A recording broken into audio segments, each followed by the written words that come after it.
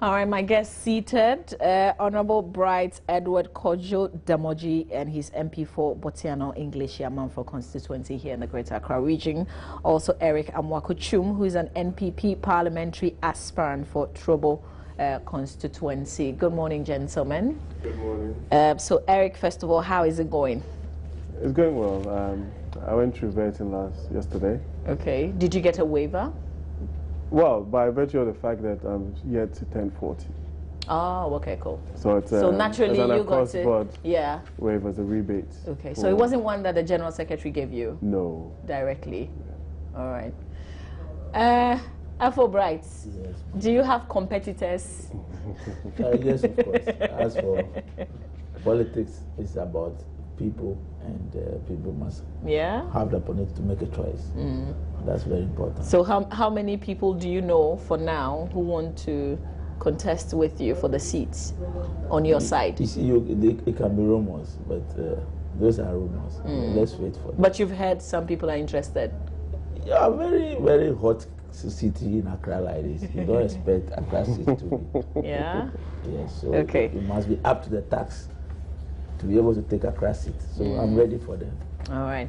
I thought we'd start with some party politics, but let's go to this issue, which is on the front page of the Daily Graphic newspaper, because when there's a shortage of fuel in the country, that's really critical.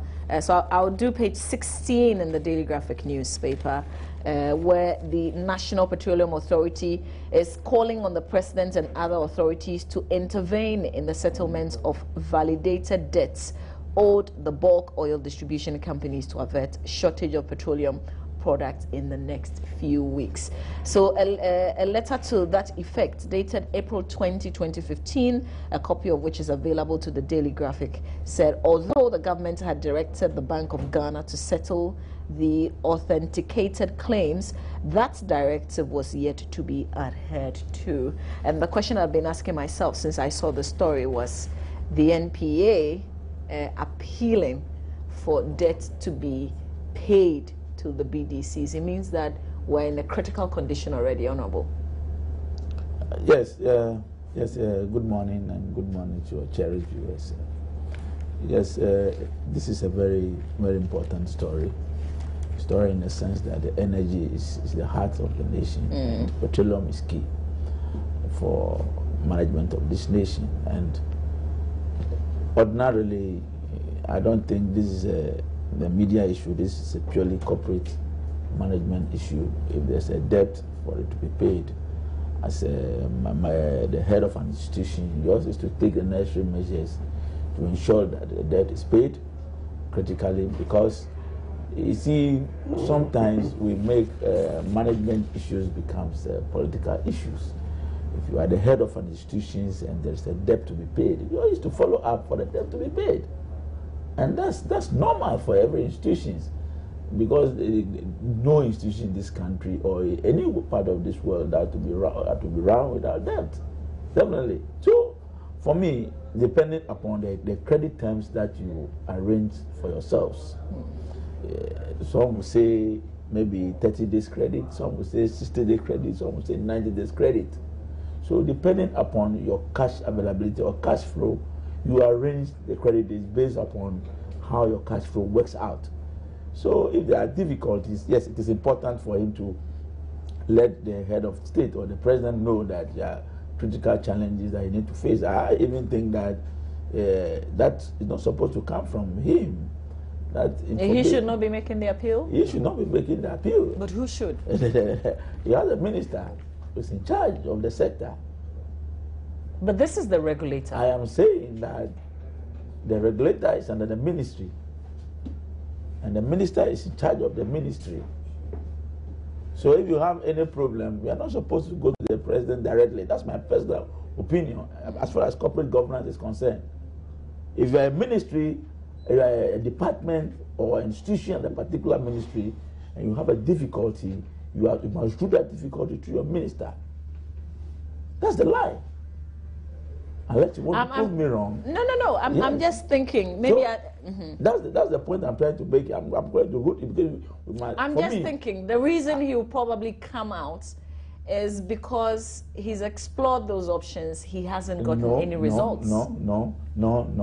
You see, we cannot allow that everybody will wake up every day and go to the president. That's why we have we have organogram of this country. And the organogram is that the president, the vice president, the ministers, departments and agencies. That's the corporate organogram of Ghana.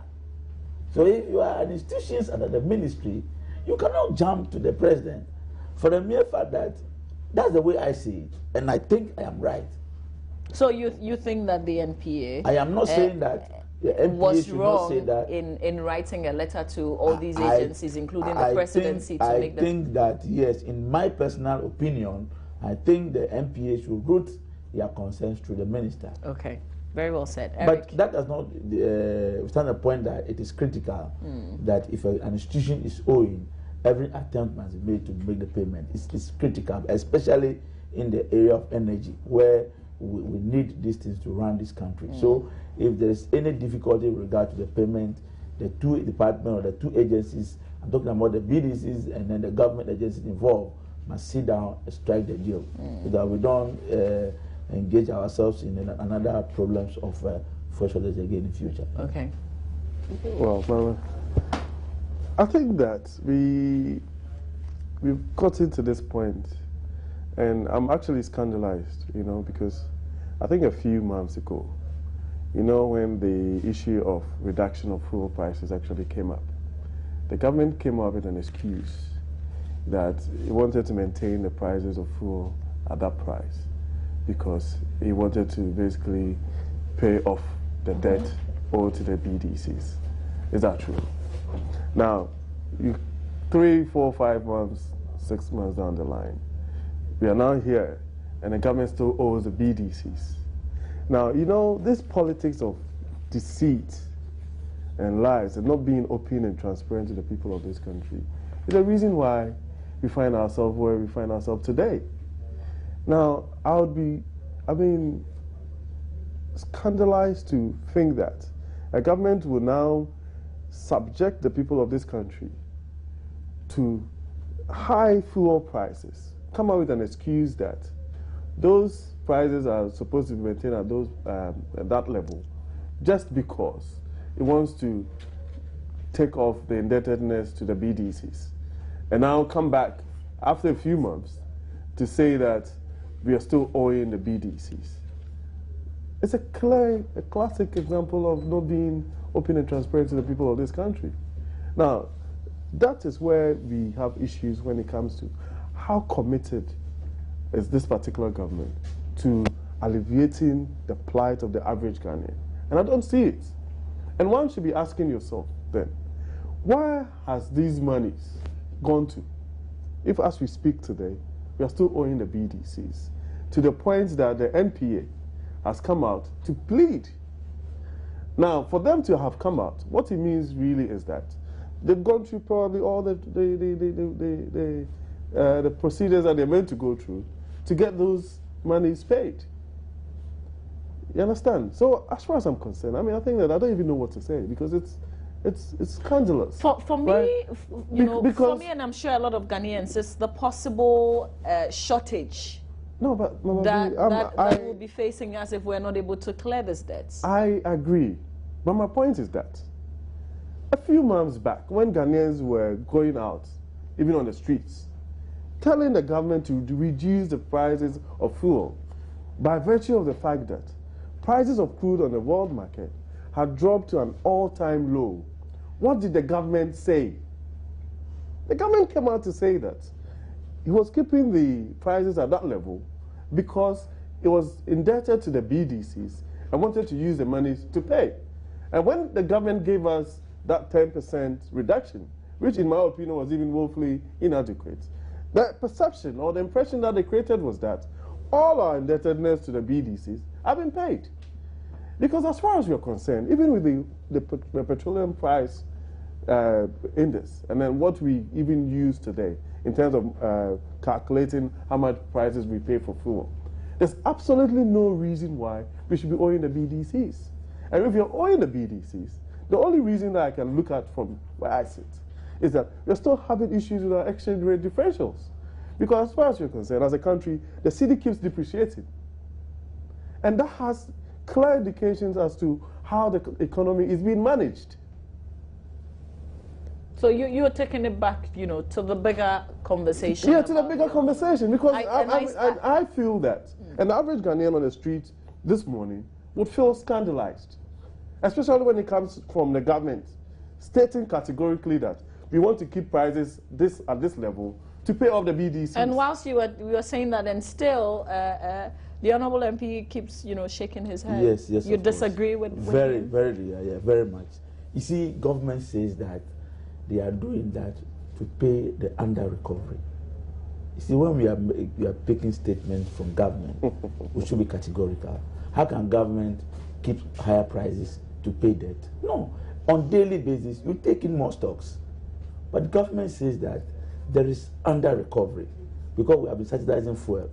So that's subsidization of fuel. You know for a fact that it's not the case. No, there's absolutely no subsidies on fuel as we speak. I don't like this. I don't. Let's allow you to finish. I always allow people to land and make their point so that I can make mine.